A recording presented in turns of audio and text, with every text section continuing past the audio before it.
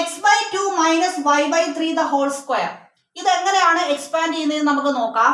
നമുക്കറിയാം a minus b the whole square നമ്മൾ എങ്ങനെയാണ് എഴുതുന്നത്?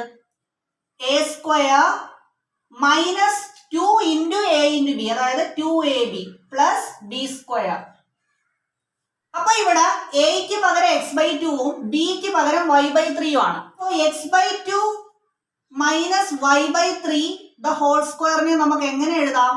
ആദ്യം നമ്മൾ എ സ്ക്വയർ എന്നാണ് എഴുതുന്നത്. അപ്പോൾ ഇവിടെ എക്ക് പകരം എക്സ് ബൈ 2 ആണ്. അപ്പൊ x by 2 the whole square, x by 2 the whole square minus 2 into a into B.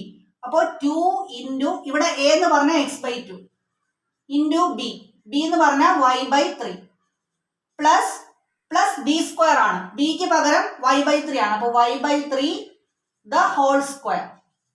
അപ്പൊ ഇവിടെ ആൻസർ എങ്ങനെ കിട്ടും?